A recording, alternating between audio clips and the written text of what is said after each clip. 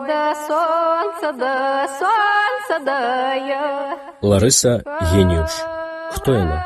Выбітная паэтка, нязломная змагарка, святая пакутніца. Як адбылося, што правінцыйная жанчына, пазбаўленая ўсіх правоў, палохае і цяпер уладатрымцаў Беларусі? Чаго не даравала паэтцы дзяржава? І чаго не здолела дараваць дзяржаве Ларыса Геніуш? Што ведае пра яе Беларусь? Што магла б ведаць? Лариса Геніуш не только для нас была увасабленнем свободы, увасабленнем імкнення да волі, да незалежнасці. Яна, безумоўна, была таким увасабленнем і для іх. І адгэтуль вось такі страх. Страх перад жанчынай, якая ўсё жыццё жыла і пайшла ў нябесную Беларусь грамадзянкай Беларускай Народнай Рэспублікі.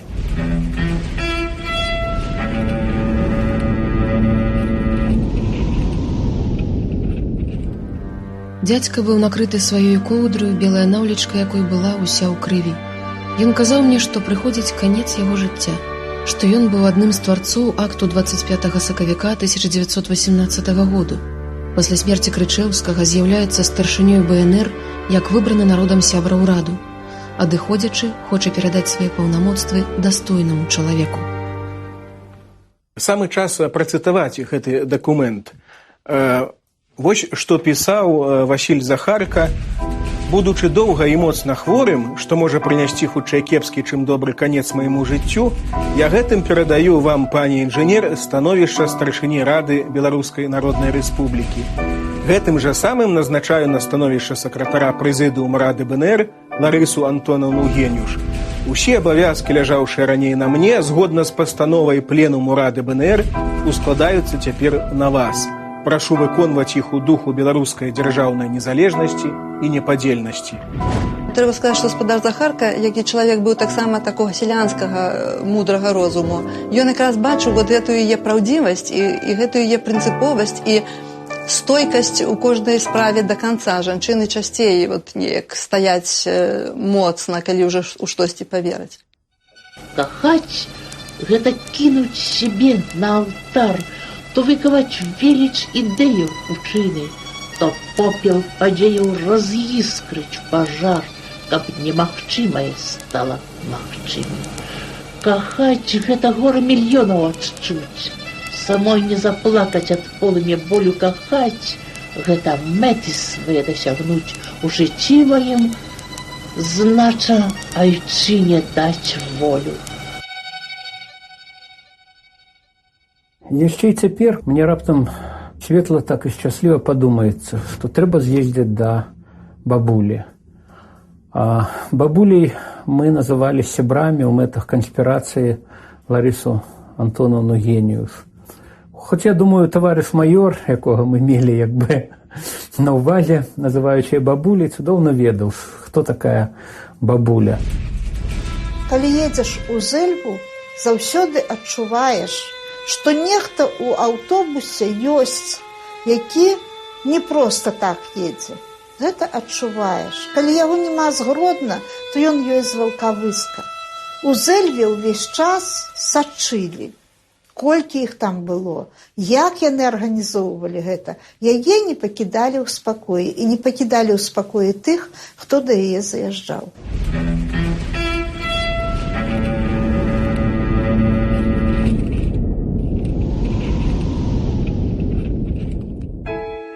У гэтай хаце напісаная ці не галоўная кніга Ларысы Геніуш, кніга споведь, кніга яе ўспамінаў, кніга ўспамінаў балючых, пра гулаг, кніга ўспамінаў светлых, пра Прагу, кніга ўспамінаў пра Зэльву. З гэтай хаты патайком уночы Міхась Чарняўскі вывозіў рукапіс. Я зрабіў перапынак у раскопках, я сказаў, што трэба разведку, конечно, я не казаў, куды я еду, это было трошки засакрэчана. Трэба засакрэціцца, такі быў час.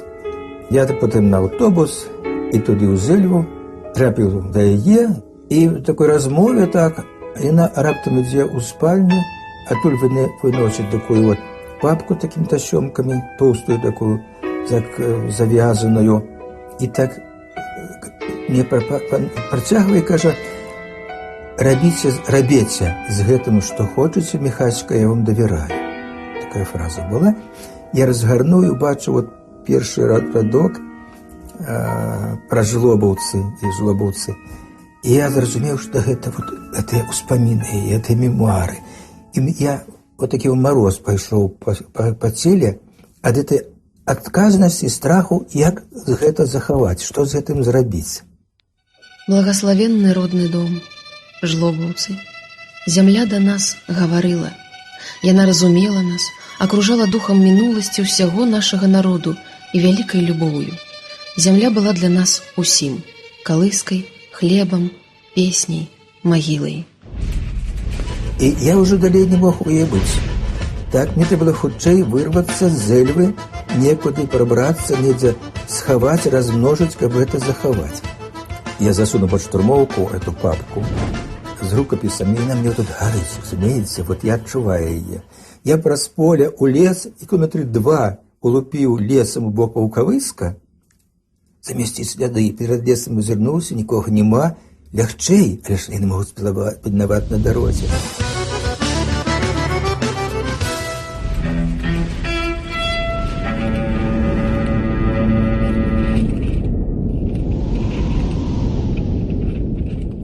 Ой, да сонца дае,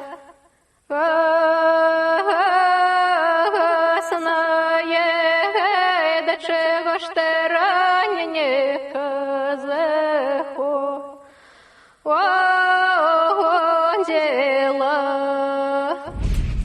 А сама Лариса у 1919-20 годзе вучылася тут у школе у нас. Яна піша: 9 вёснаў на маім веку я вучуся ў Гудзівіцкай школе, бегаю па бэзлівым мянку. Лариса Антоновна вельмі ганарылася тым, што гэты бэз расце каля магілы дзеда. Вось гэтая каменная крушня, усё, што засталося ад знакамітага хутара Жлобаўцы, які атрымаў навечную прапіску ў беларускай літаратуры, дзякуючы таму, што тут нарадзілася Ларыса Міклашавічанка, якую ва ўсёй Беларусі і шырэй нават ва ўсёй Еўропе сёння ведаюць як паэтку Ларысу Геніуш. Вось за маёй спіной густыя зарашнікі бэзу, які вельмі любіла Ларыса Геніуш. У гэтых зарашніках вельмі мілагучна спяваюць салаўі, але ад самога хутара амаль нічога не засталося. Гэты хутар быў куплены дзедам Ларысы Геніуш, Паўлам Міклашевічам, бацьку Ларысы Антону, і тут жыла іхняя вялікая сям'я. Простыя людзі рабочыя. Іх, як прыйшлі камуністы, можна сказаць, то іх разарылі, ўсё іх разарылі. І іх забралі, і ўсё. Эта Ларка, не знаю, як яна дзе асталася, што троху недзе в Польшчы не была, ці дзе была, а тых астальных ніхто і не знае, дзе ён. Ніхто і не знаў. Дзе вывезлі, пакідалі ў яму, і ўсё. Такі ж считали кулаками. Кулаки. Якія сяляне кулаки? Тыя, што працавітыя і разумныя. Значит, іх трэба знішчыць, або перціся на гультаёў і злодзеяў. І гультаі і злодзеі былі ва ўладзе. Вось, ім пашана і ўсё. А гэтым усім разумным працавітым людзям магіла. Бедна-прабедна ўжо. 250 гектараў зямлі было, а сядзеў выдам так, добру. Зямля слабая была. Ну чаму? Двор быў, і коней было много, і коров было много, усього было много. Пар 3 пары было, коров, овец. Ну, не, конечно, это уже много, это кулаки. Яны былі отличныя людзі. І прыхільваліся да людзей. Яны на стороны нікого не наймалі. Усе свого села да іх ішлі людзі, которые нуждаліся чым. Прыйшлі камуністы, можна сказаць. зрабілі врагамі, змялі як рукой его пясок. І все. Яна вельмі даражыла тым, што яна взяла ў сваёй сям'і. Вялікая, працавітая, прыгожая, дружная, моцная, класічная беларуская вясковая сям'я з яе традыцыямі народнай культуры, з яе этыкай, мараллю, педагогікай сямейнай. Это тое, што яна пачерпнула для сябе як чалавек і, безумоўна, як паэтэса. Калі думаць пра будучыню, то трэба думаць пра сям'ю, пра сямейнасць. Усе народы гэтай планеты будуюць сваё жыццё на сям'і, на вот этой любові. Дваіх, ён, яна і дзеці. І далей потым бабулі і дзядулі і так далей. Гэта разбуралі саветы. Гэта разбуралі. Яны рабілі нас плыткімі, каб можна было намі кіраваць. Але Ларыса Генюш не народжаная была жаць жыта і ставіць гэтыя снапы ў мэндлікі. Яна была народжаная для некай іншай справы, і калі чытаеш яе споведь, то такое адчуванне, што сапраўды яна прыйшла ў гэты свет з некай будзіцельскай місіяй. Памятаеце яе словы: народ ляжаў безмоўнай палітычнай масай. А я ўжо нарадзілася такой беларускай шпялюшак, затым болем за беларускую зямлю. Сапраўды разумных людзей я тады яшчэ не сустрэла. Трагічна адна я ішла неяк вобмацкам, інтуіцыяй да сваіх праўд. Рвала мне сэрца нацыянальная і сацыяльная несправядлівасць. 30-е гады надзвычай складаны, жорсткі час у лёсе беларускай нацыі. Бо ў 20-м годзе прэм'ер-міністр польскі Скульскі заявіў такое, што праз 50 гадоў у Польшчы беларуса нават са свечкай не знойдзеце. Адпаведна была палітыка. Не даваць асветы, бо большасць у 20-е, канцы 20-х гадоў інтэлігенцыя з заходняй Беларусі падавалася ў савецкую Беларусь. Тут ужо 30-е гады для нас абсалютна стратная, фактычна, інтэлігенцыя наша, тым ліку літаратурная, была рэпрэсавана ўся. А на захадзе беларусы ўжо палякі таксама не пускалі. Не давалі ходу. Это яе дзяцінства, яе юнацтва. Тут, у гэтым рэгіёне, Жлобаўцы, Палаўкі, каля гэтай Волпы.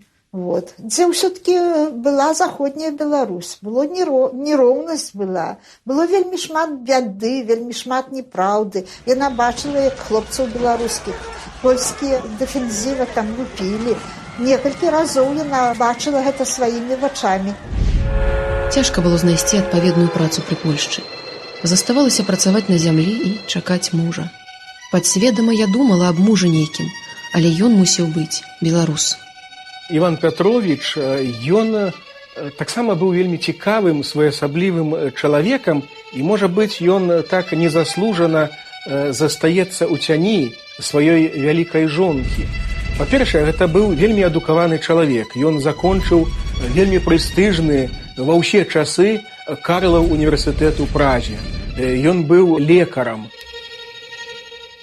У нас былі вельмі прыязныя спагадныя адносіны з боку чэшскага ўрада, асабліва яго прэзідэнта Томаша Масарыка.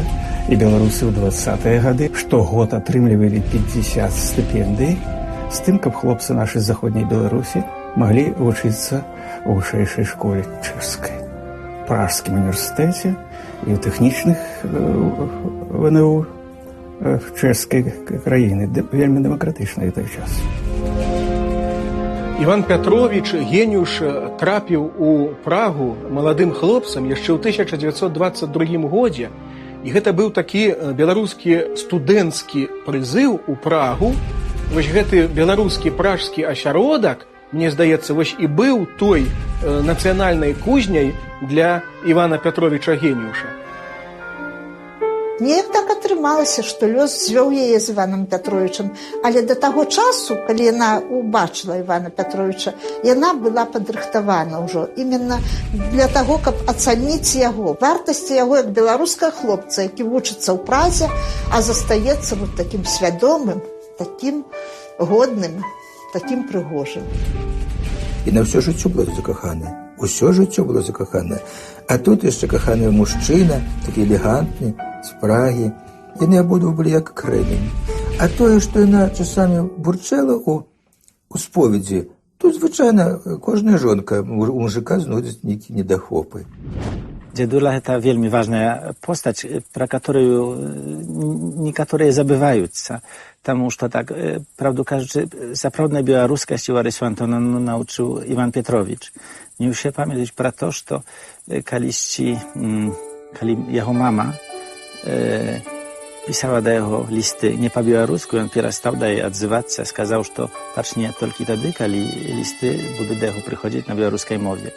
І гэта Іван Петрович вучыў Ларысу Геніуш патрыятызму і паказваў ей, як развівацца ў которую сторону. Потом яна уже пачала развівацца сама, стала wielkaj, z jej zrobiła się wielka patriotka, a on zastał się krychu zadu, ale całe swoje życie uspierał jej i pomagał jej we wszystkim, u czym tylko mógł. У 1935 годзе Ларыса Міклашевіч і Іван Геніуш павянчаліся ў Вулпінскай царкве. Муж паехаў у Прагу давучвацца, яна засталася жыць у Зэльве. У Зэльве ж нарадзіўся ў тым самым 35 годзе сын Юрка, і пэўны час яны жылі ў Зэльве, бацькі дапамагалі маладой маці, але зразумела, што сям'я павінна была з'яднацца.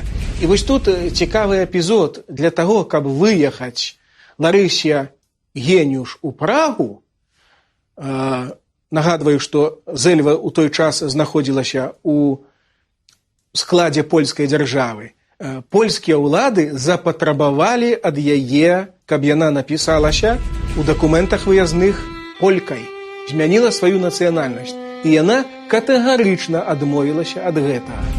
Магчыма, што вось гэты факт якраз і расцягнуў на 2 гады выезд яе ў Прагу. Аднойчы сутоннем я трымала Юрачку на руках. Было вельмі ціха, нікаго не было ў хаце. Я думала аб лёсе нашага народу і раптам пачула такую пэўнасць, такі прыліў сілаў, што ўсё стала мне не страшным, і я не баялася за далейшы мой шлях. Гэта вот яе лёс жыццёвы, яе жыццё, яе гэтая цярнёвая дарога, яе шлях.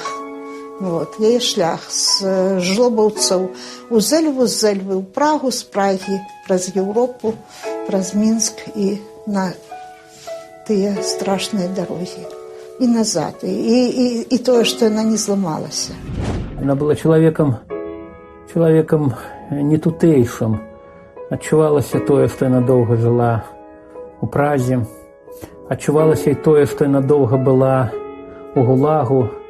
Это накладала такі адбітак на яе. Это была неверагодная ветлівасць, неверагодная далікатнасць, неверагодная глыбіня і узровень шчырасці неверагоднай. Я ўважаю, што яе было місіянерскае служэнне Беларусі. І якраз гэтае служэнне яна магла здзейсніць, таму што у дадатак да гэтай моцнага духу Гасподь даў ёй талент слова.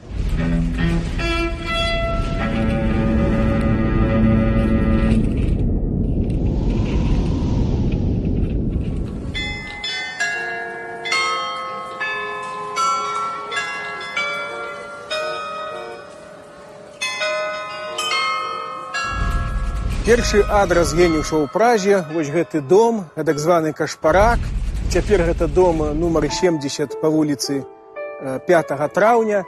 Тут у Геніушы мелі маленькую кватэрку, пакоік з кухняй. Тут у Геніушаў была суседка Аксана Косач-Шымановская, сястра Лесі Украінкі, на машынцы якой Ларыса Антонаўна друкавала свае вершы і тэстамент Васіля Захаркі. І менавіта тут, у гэтым доме, Ларыса Геніуш адчула сябе паэткай. Адсюль яна паслала сваю першую публікацыю у газету «Раніца», у Берлін. Гэта быў такі невялікі нарыс пра Вялікдзень, і ён быў надрукаваны 28 красавіка 40-го года у велікодным нумары пад псеўданімам «Чайка». Ва ўсёй кнізе Ларысы Геніуш ад родных ніў, а таксама ў тых творах, якія друкаваліся у газеце «Раніца», няма ніводнай згадкі, ніводнага прысвячэння нямецкім уладам, фюреру, беснаватаму фюреру, як яна гаварыла, хоць гэтага ад яе патрабавалі акупацыйныя ўлады. Як жа часта шчаміла мне сэрца туга па сваіх. У вачок стаяла мама са слязьмі пры прашчанні. Так я апошні раз яе бачыла і болей не сустрэла ўжо ў жыцці. Пасля былі апошнія лісты ад бацькоў і пачыналася вайна з Польшчай.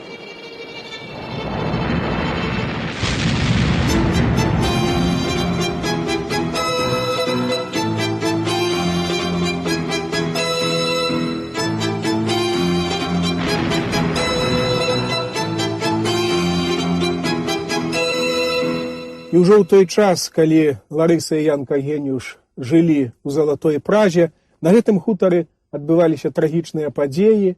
Усю сям'ю Антона Міклашевіча, як сям'ю буйнага землеўласніка, раскулачылі. І з гэтага хутара Жлобаўцы на поўнач была выслана цэлая сям'я з 10 чалавек, у тым ліку 3 сястры і 3 браты Ларысы Геніуш. Я не знаходзіла сабе месца, ўсё пыталася, за што, за што. Я хацела кончыць жыццё, пусціўшы газ. Муж мяне вывалак з маленькай кухні.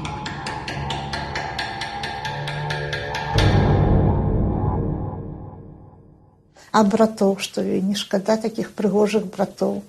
Па-мойму, яна іх любіла нават болей, чым сёстраў. Заўсёды сёстры любяць братоў, браты сёстры. Вот. Ну. І тое, што Аляксей застаўся жыць, ўсё роўна яна яго ніколі не ўбачыла. Гэта таксама боль вялікі. Не сустрэцца пры жыцці, так доўга жыць і не сустрэцца. Всё это трагедыя, да? Всё это боль, які стаў паэзіяй. Жыць, кідаць вечна ў ворыва зерня, садзіць маладыя лясы і сады, то дотыкам ног цалаваць тую землю, где цяжка ступалі бацькі і дзяды.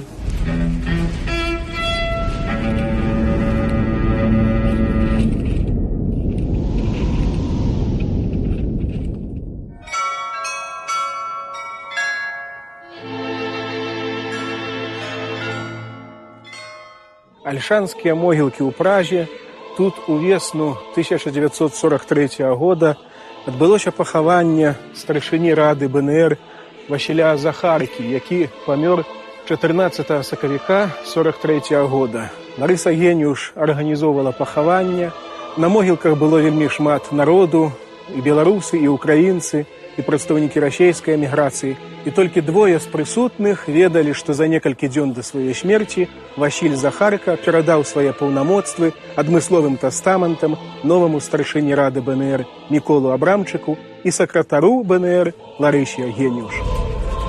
І для мяне гэты вось парадокс, што магла б жанчына ў 43-м годзе ўзначаліць Раду БНР.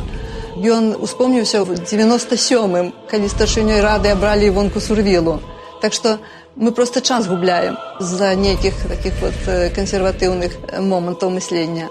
Яна была годным старшынём гэтай рады. Це ж яна Абрамчыка выбрала. Прыняўшы ў сакавіку 1943 года з рук старшыні Рады БНР Васіля Захаркі тэстамент, паводле якога яна станавілася сакратаром Рады БНР, Ларыса Геніуш пераўтваралася проста з паэткі у палітычнага дзеяча, хай сабе і сімвалічнага ўраду. Але разам з гэтым яна станавілася ідэалагічным праціўнікам улады савецкай. І віжаваць за ёю пачалі ўжо ў той час, калі адбывалася пахаванне, яшчэ ў 43-м годзе. Савецкія спецслужбы цікавіў найперш архіў Рады БНР, і дзеля гэтага яе арыштоўвалі, дзеля гэтага яе вывозілі ў Менск, і першае пытанне на допытах у менскай амерыканцы было, дзе архівы БНР. Гэтыя архівы працягваюць шукаць і сёння. Спакавалі мы з Міколам пару чамаданаў нашага дзяржаўнага архіву, і ён павёз гэта ўсё да сябе з думкай усё гэта пераправіць у Францыю. Я і да сёння не ведаю, ці яму гэта ўдалося. Это такая цэлая дэтэктыўная гісторыя. У споведи написано, что они спаковали с Абрамчиком чемоданы, и Абрамчик вывез. Гаспадар Абрамчик жил у Парижа. После его смерти всю его маёмасць пераняла жонка. И когда пришли паперы гэтыя все там, якія заставаліся пасля старшыні рады БНР, то яна вельмі там так это непрыхільна сустрэла і ніякіх чемоданаў нікому не выдала.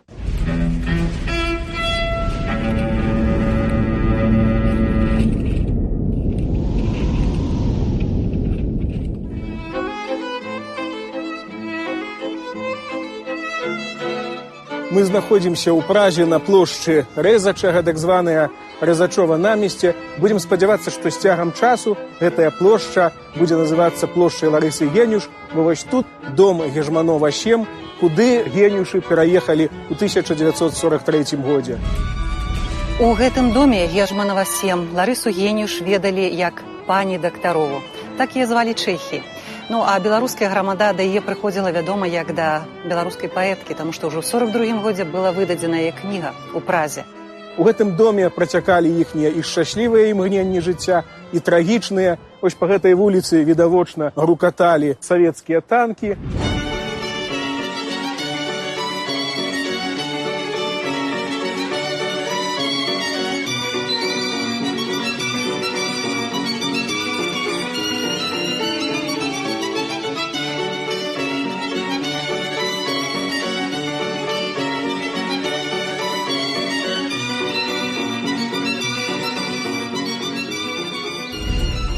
І вось тут, вакол гэтага дома, была арганізавана спецаперацыя па лоўлі гэтак званых ваенных злачынцаў геніушаў.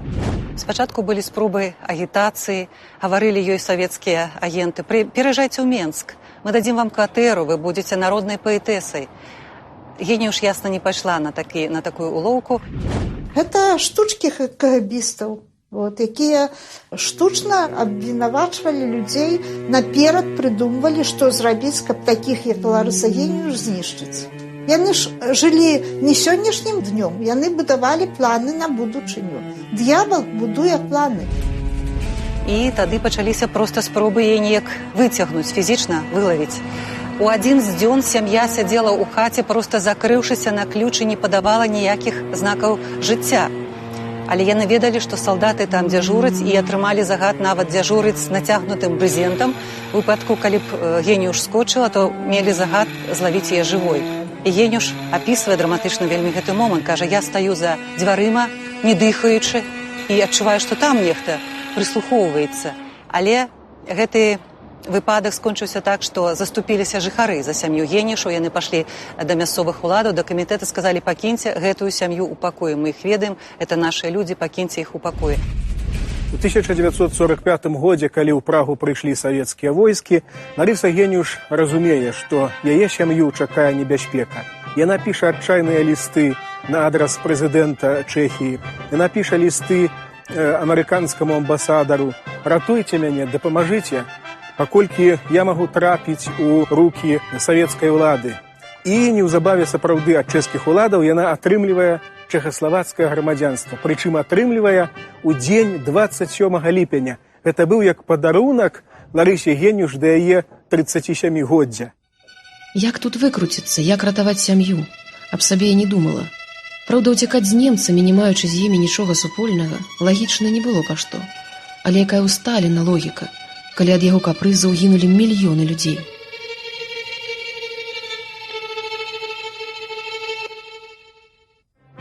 Але не прайшло і паўгода, як чэхаславацкія ўлады адбіраюць у іх гэтае грамадзянства на патрабаванне Масквы.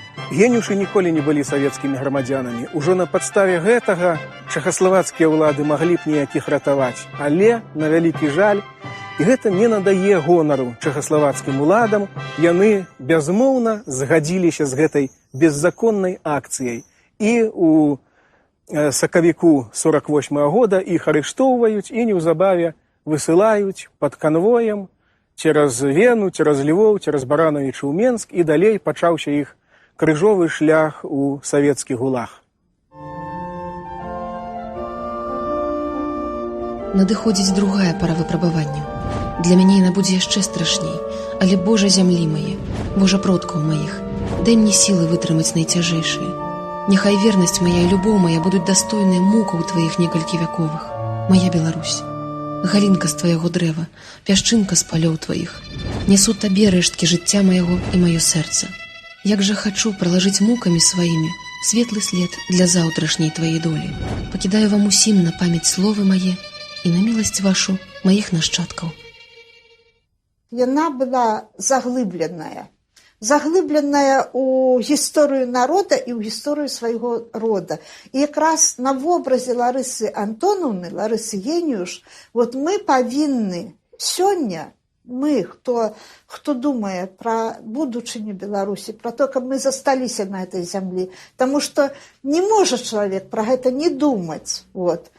Застацца Беларусі на Беларусі, застацца беларусам на Беларусі. Мы думаем, таму што гэта мы думаем пра сябе. Мы тут ёсць, мы такія, і мы не можам самі сабе пятню павесіць на шыю. І мы думаем пра будучыню.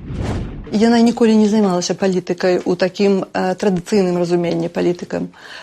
Яна не была, і яе сёння не можна так назваць. Яна была дысідэнтам. Яна была дысідэнтам і вельмі моцным дысідэнтам. І якраз на яе дысідэнцтве мы ўсе выхоўваліся. Многа гора ў жыцці пазналі мы. Цяжкі быў наш народны пуцень. Усе ж нядарам людзі казалі нам: беларусы — гэта ёсць людзі.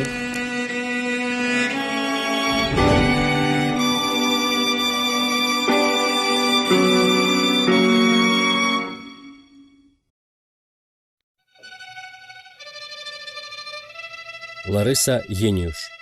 Чаму імя паэткі зацята замоўчваецца ў гісторыі і літаратуры краіны? Чаму яна так і не прыняла да схілу жыцця савецкага грамадзянства? За што эпоха выракла яе на катаргу і абвясціла ворагам народу? Што ведае пра Ларысу Геніюш Беларусь? Што магла б ведаць? За апошнія 5 гадоў са зваротамі ў Верхоўны суд аб рэабілітацыі Ларысы Геніюш звярталіся як мінімум 5 розных арганізацый і прыватных асобаў. І заўсёды адмова была сфармуляваная адназначна: рэабілітацыі не падлягае. Мне здаецца, што па адносінах сённяшняй беларускай улады да Ларысы Геніюш можна вызначаць антыбеларускі характар гэтай улады.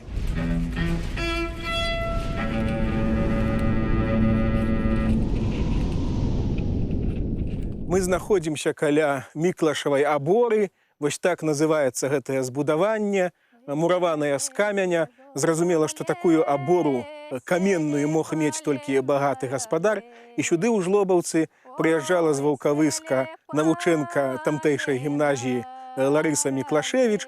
Тут яна купалася ў стыхіі беларускай мовы, бо навакольныя вёскі і Рэпля, і Палаўкі, і Воўпа гавораць і да сёння па-беларуску. Тут яна слухала беларускія народныя песні, якія запалі ёй на ўсё жыццё ў душу.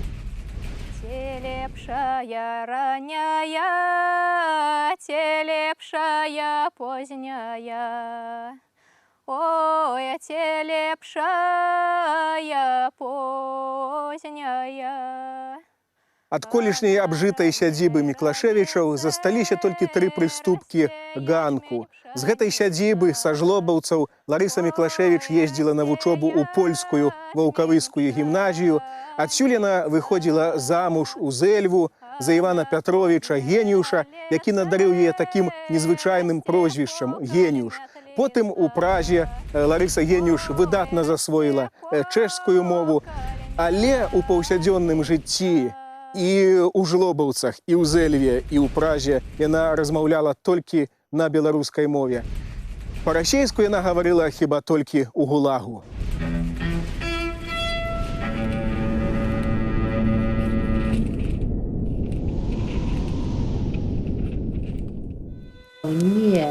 Не кранайся на галеры храм, а то припомнится бездольный плаж детинный, из сердца вырвется нестрыманный вулкан караючий и огненной лови. Ларыса і Янка Генюш вярталіся на радзіму, вярталіся да хаты.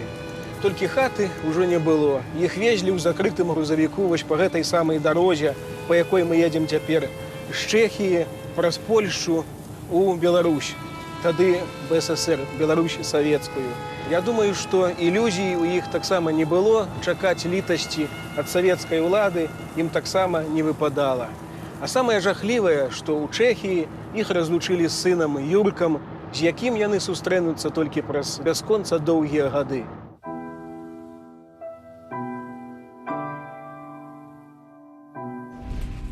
Что может думать 12-годовое дитё, которое выскакивает через в окно, бачучи, что забирают его батьков. И он утек, перешел через границу до своих теток, которые жили в Вроцлаве, и жил там между ними. И они имели свое житье, занимались своими справами. И он выховывался, можно сказать, сам, выховывая его в улице. Bywało jego życie po-różnemu. Był i wierch, był i niz. Mógł skończyć tak samo po-różnemu. Mnogie думали, że to chłopiec, z którego niczego nie będzie, który, można сказать, skończył się. A on, zobaczycie, zdał egzaminy i skończył jako jeden z lepszych studentów. I potem był wielmi dobrym lekarzem, którego mnogo ludzi wspominali. Самое ciekawe это тое, што калі ён дазнаўся, што яго бацькі жывыя, ён хутка прыехаў у Біасток, каб быць як найбліжэй іх. Ні крат, ні цяжкасць аковаў, ні штык і не люты канвой зрабілі мой воблік суровым і душу мою ледяной. Я собскага болю не знаю. Ад сэрца адорваны сын вось толькі начамі бывае мне душу трывожыць адзін. От тихо стираю з обличчя і голову здимаю ізноў. У нашій землі не полічиш таких ось нещасних синов. На допытах у менскай турме Ларыса Генюш паводзіла сябе надзвычай мужна, вытрымана. І нават калі на начныя допыты прыходзіў тагачасны міністр МГБ Лаўрэнцій Цанава, патрабаваў аддаць архівы БНР, тупаў на яе, крычаў. Яна яму мужна адказвала, што без волі Божай волас мне нават не ўпадзе. Так яны нічога ад яе не дамагліся. Мало таго, што кожную ноч дапытвалі, амаль да ранку, амаль да пад'ёма. А пасля да камеры прыстаўлялі спецыяльныя наглядчыкі, якія увесь дзень затым не давалі ні задрамаць, ні нават так адпачыць, расслабіцца. 7 лютага 1949 году Верховны суд Беларусі абвесціў вырак. Ларыса і Янка Генюшы былі засуджаныя на 25 гадоў зняволення. Звінавачванне гучала непераканальна, калі не сказаць абсурдна. Оказание помощи буржуазии, которая стремится к свержению коммунистической системы. За Беларусь яна адседзела. За такую вот Беларусь, якой яшчэ так і няма, сапраўднай, нармальнай. Таких вялікіх людзей усім хочацца неяк як бы падціснуць пад сябе, зламаць. І яе ламалі з усіх бакоў, а яна не зламалася. Вот за гэта яна адседзела.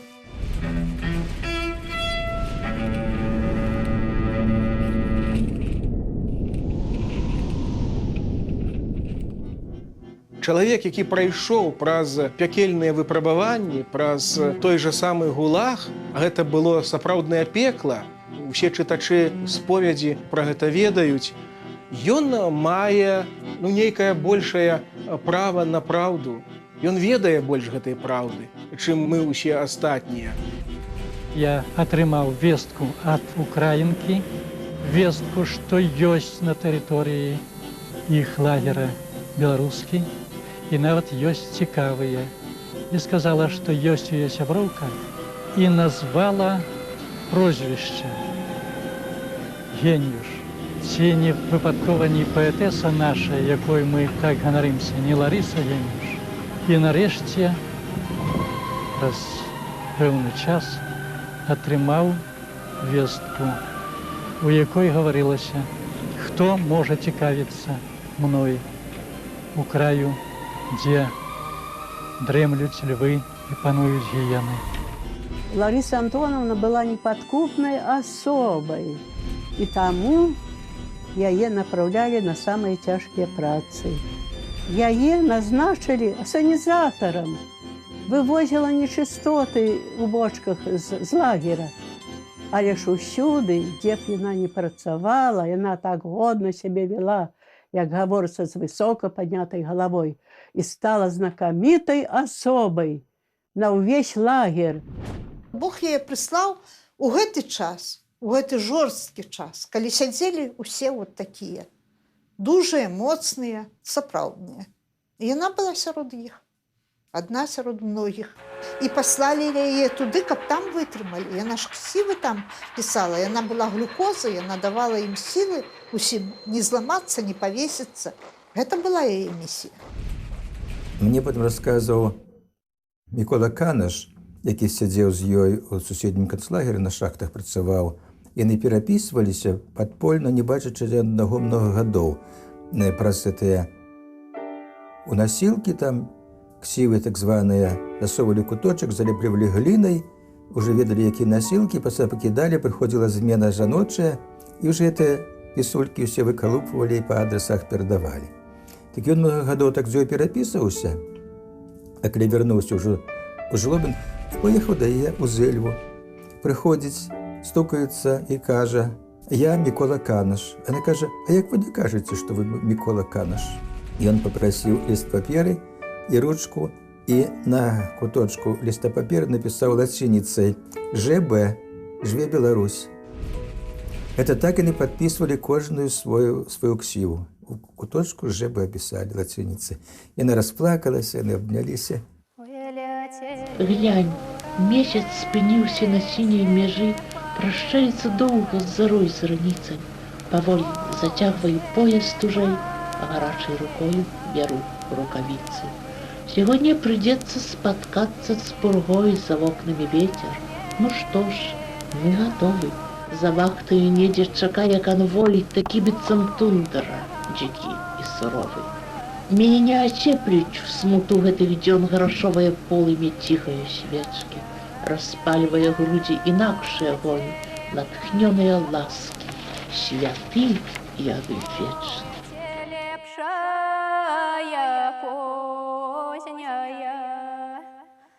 Калі я чытаю яе вершы, прысвечаныя на тэму ГУЛАГа, я толькі аднаго магу паставіць побач з ёю празаіка, які напісаў гэтаксама Шаламова.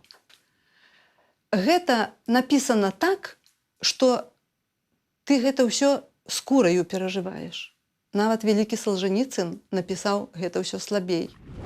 Праўду, якую нясе беларуская літаратура, нельга закапаць. Гэтую праўду не сашлеш у ГУЛАГ. І Ларыса Геніуш перамагла з гледзішча вечнасці менавіта праўдай.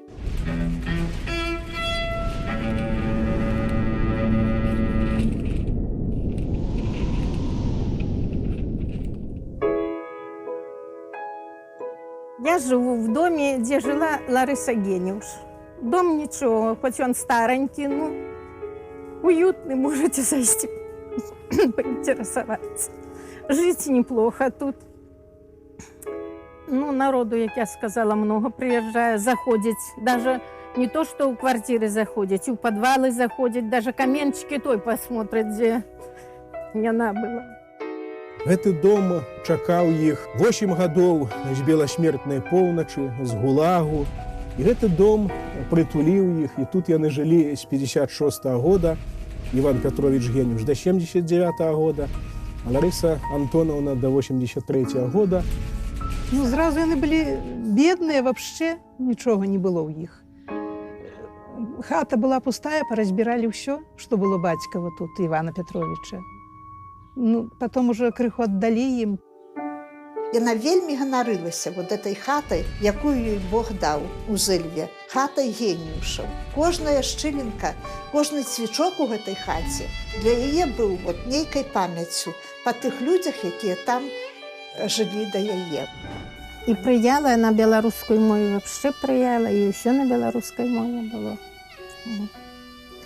Ну, за некоторыми людьми ей тяжко было, тяжко очень даже. Яна адкрыта прызнавалась да таго, што яна ёсць верніца, што яна верыць у Хрыста, яна праваслаўная верніца. Па тым часе гэта было жахліва. Не можна было чалавеку, інтэлектуалу, быць царкоўным чалавекам. Это можна было толькі бабулям старенькім у хустачках. Вы самі бачыце, усталяваны з дабраславення мітрапаліта Мінскага і Слуцкага патрыарша экзарха ўсей Беларусі Філарета. Я не магу нічога каментировать тут. Благословення нашага священнаначалія, мітрапаліта, галавы нашай беларускай царквы.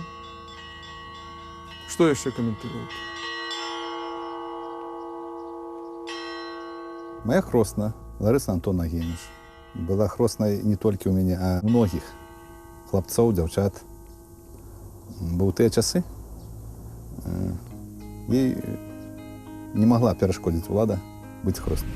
Вельмі добра адносілася да хрэснікаў. У святы заўсёды прыносіла валачоная яйка, кавалак пірага, да я заўсёды прывязана была прыходзіць у хату.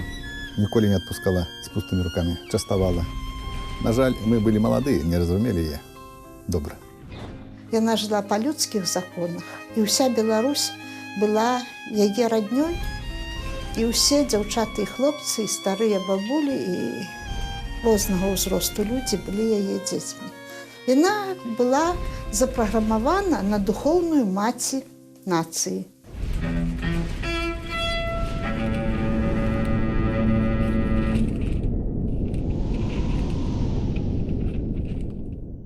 Сюды прыязджалі да яе сябры з усёй Беларусі. Тут бываў і Васіль Быкаў. Тут цэлы месяц жыў Владзімир Караткевіч. Ён рэдагаваў яе зборніка «На чабары настояна». І вот калі да яе прыязджалі гэтыя беларускія інтэлектуалы, якія штосьці шукалі, і той, хто трапляў з ёй на гэтую хвалю, яны пачыналі ездзіць да яе часцей, або пачыналі думаць у тым кірунку, у якім яна іх, як бы сказаць, падштурхнула. І з гэтага вось нарадзіўся новы беларускі рух. Размаўляць па-беларуску модна. Мовы маці, кажуць, не забыць. Для мяне ж гэта не модна, толькі родна. Гэта так, як піць, як есць, як жыць.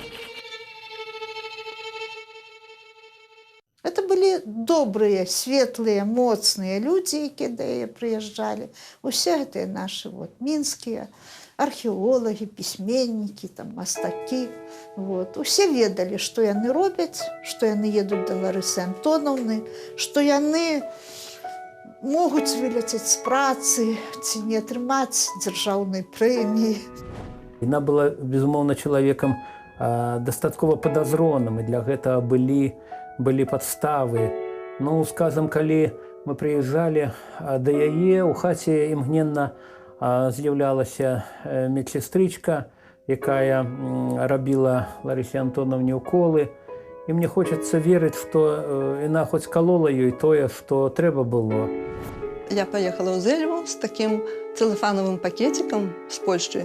Прывезла перад тым такі трохвугольнічак з вадою, у вадзе ў гэтай кветкі, чырвона-белая, натуральна. Я з гэтымі кветкамі злажу з аўтобуса, шукаю вуліцу Савецкую, 7А, паднімаюся з кветкамі на ганак, мяне сустракае гаспадыня, адразу бачыць кветкі, і адразу няма лішніх пытанняў. Як мы ўжо развітаемся, яна ідзе ў спальню і кажа, я вам нешта пакажу. І паказвае пад ложкам цяжкую сялянскую сякеру. Кажу, вот мне спакайней. Я ляжу, а мне под ложком ляжыць эта сякера. Я паглядзеў, боже мой, рукоятка такая, цяжкая, там мужчыну падняць яе. І я з рюкзака дастаю сваю палявую архаічную сякерку з пластмасавай ручкай, лёгенькую, вострую, як брытва. Ну, як тамагаўк дзейскі. Я так кажу, вот вам ад археолагу падаруначак. І шчэрыць малпа злую пасць раздула храпы. Не, нельга сёння нам упасць да ўзроўня малпа. Трэба ісці з малпай тварам у твар, браць зло за рогі і біць ударом за удар да перамогі. Гэтыя вершы стала можна толькі ў канцы 90-х вынесці на публічны агляд. Таму што, а гэта была якраз яна. Гэта тыя вершы, якія нас выхоўвалі ў тыя гады. Слава Богу, што сёння у нашай духоўнай семінарыі ў Жыровіцах вывучаюцца вершы Ларысы Геніюш, Жыровічы, «Зялёны наш куточак», «Дзе цэрквы ў неба вежы ўзнялі», «На дрэве маці Божай абразочак», «Благословенне для маёй зямлі», «Чужыя ў нас паны былі, вельможы» і так далей, і так далей. Яна была сапраўдным патрыётам сваёй айчыны. Мы бачым толькі адно, яна вельмі любіла сваю радзіму. Яна не была палітыкам, яна была проста дачкой сваёй зямлі. Вельмі любіла Беларусь, пісала аб сваёй бацькаўшчыне, аб прыродзе, аб царкве, аб людзях, аб народзе. І я думаю, што гэта самае асноўнае і самае важнае. Пісаць толькі пра прыроду і штосьці такое далікатна мяккае здольны людзі ў любыя часы. Але напісаць тое, што будзе цябе пячы і смаліць і не даваць табе жыць спакойна, гэта толькі адзінкі могуць. І яна была такой.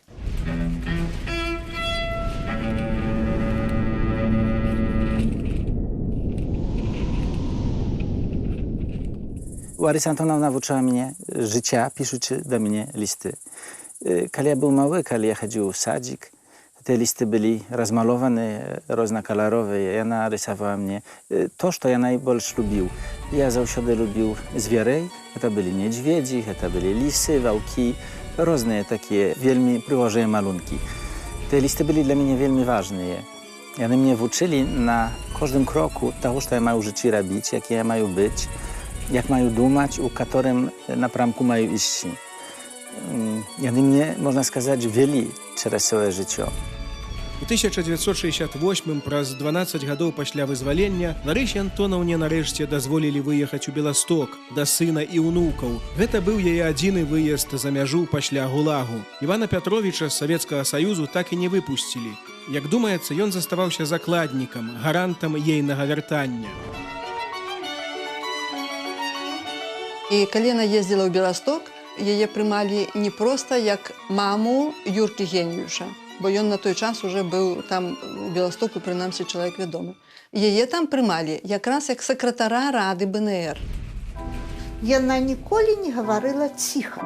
Мы едзем у аўтобусе, яна гаварыла не громка, бо яна была інтэлігентная, выхаваная жанчына, але ўсё роўна яе чуў увесь аўтобус.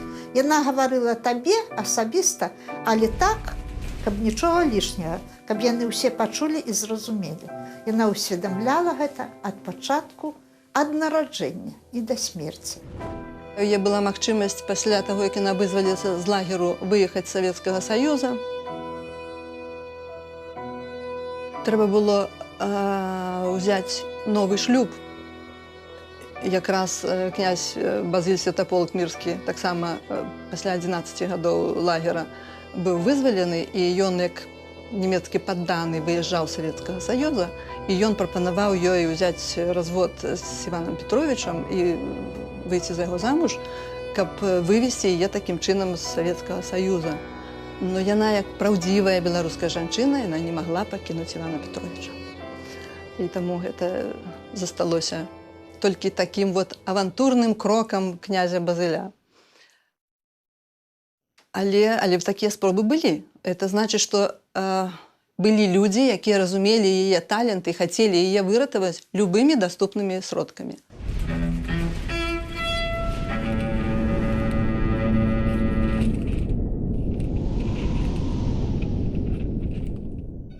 У 1979 годзе пасля смерці мужа Ларыса Геніюш напісала ліст першаму сакратару ЦК КПБ Пятру Машэраву. Высокопаважаны товарищ Машэраў, я хочу просить вас, каб вы запэўнілі мне хоць крыху спакою, пакуль не зраблю парадак з магілкай у мужа. А пасля дапамаглі мне выехаць недзе, хоць да Папуасаў. Адзінае, дзе ейныя пісьмы былі дзейныя, дзе сапраўды яна атрымлівала дапамогу і падтрымку, гэта былі лісты да Максіма Танка. І не толькі лісты, а ўвогуле размовы і звароты. На пачатку 80-х яна зноў піша ліст да ўладаў, гэтым разам другому сакратару ЦК Александру Кузьміну. Я тут не могу жить. Хоть люблю свою старую селянскую хату, спадчыну па мужавых продках. Я уже не могу любить свою Беларусь, калі бачу яе такой скарожанай, такой дикой.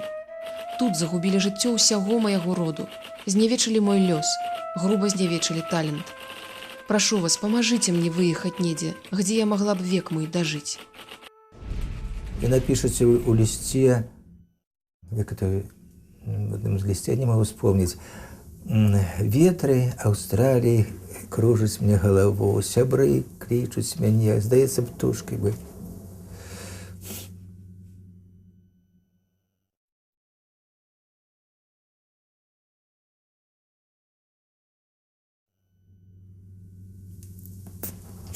Добре.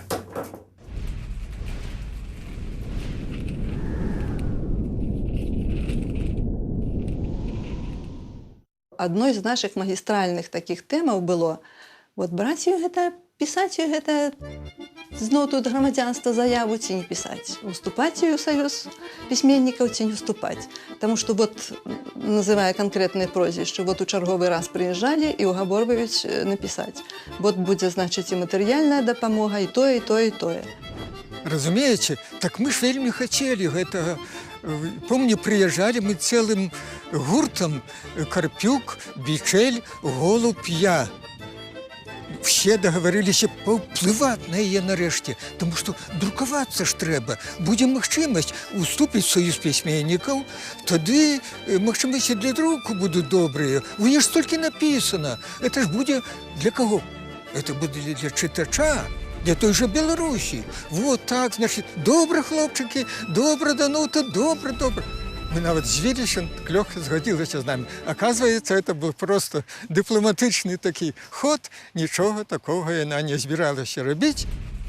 Лариса Геніюш была вельмі гордая. Яна мне сказала, што яна ніколі перад нікім не пала на калені. Яна не магла гэтага зрабіць, таму што калі б зрабіла то, пра што вы кажаце, яна бы перакрэсліла цэлыя гэтыя лагеры і ўсё гэта сваё пасвядчэнне, которое яна перайшла. Ёй не патрэбны быў саюз пісьменнікаў. Ёй не патрэбны быў Савецкі Саюз. Таму што калі б яна уступіла, значыць, яна прызнала б іхнюю праўду. Вот гэтую падробку, гэты абман. Як яна магла гэта зрабіць? Гэта значыць, яна здалася б ім. Яна прызнала б, што яе справядліва на 25 гадоў засудзілі.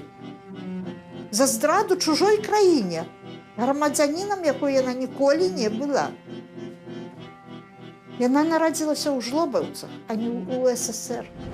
5 лютага 79-го года, так, яна вельмі эмацыйна адказала мне ў лісце. Вот такі быў ліст, кавалачак ліста. Я не напишу ніякай заявы. Я не магу. Калі нехта жыве для свайго народу, кахае яго і дыхае ім, хоць і распінаюць за гэта, дык прыме ўсе труднасці і не разлічвае на фонды. Зямля нас прыме і без почасцяў, а людзям, якія выкапаюць дол і правядуць на могілкі, яшчэ ў нас хопіць на закуску і чарку, як тут у нас водзіцца ад веку. Я уступлю ў саюз, дзе Купала і Богданович, бо мне ўжо туды дарога. Вось гэта ўсё і клічнік.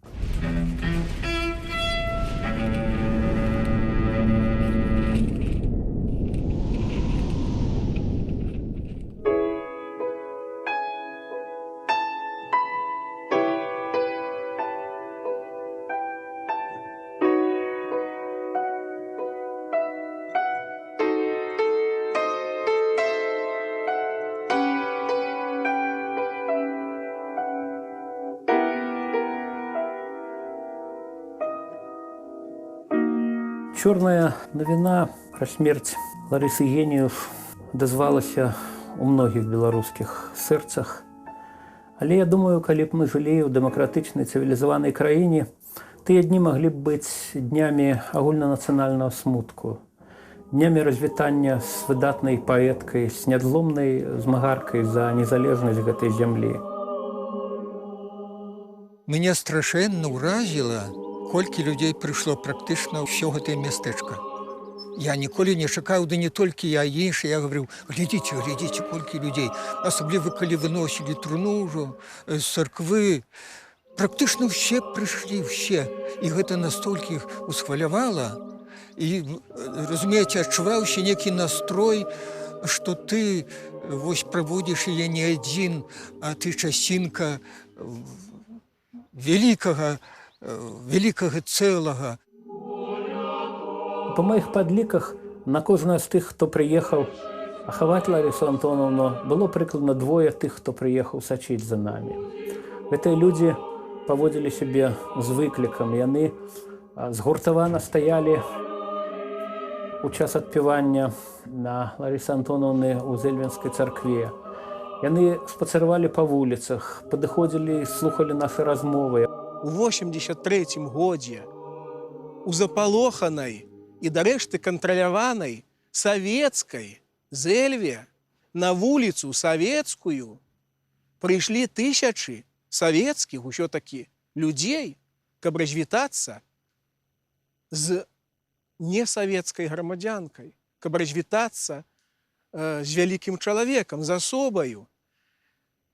І пэўна, што ніхто не арганізоўваў гэтае пахаванне. Гэта было стыхійнае прышэсце людзей. І мне здаецца, што вось гэтае шэсце, якое ішло, хай сабе яно ішло на могілкі, ужо ішлі беларусы. Яна мне сказала, умирая, перед смерти, сказала: Ирочка, скажи Зельве и Зельве, зельвинцам, что у меня ничего недозволенного нема, это ее дословные слова, недозволенного ничего нема, я никому не была ворогом и остаюсь только сябром для своего народа и для своей Беларуси. Быть сынами айчины, народа, каб нам сэрцаў зламаць не змаглі, бараніць для нашчадкаў свабоду і пядзю кожную роднай зямлі.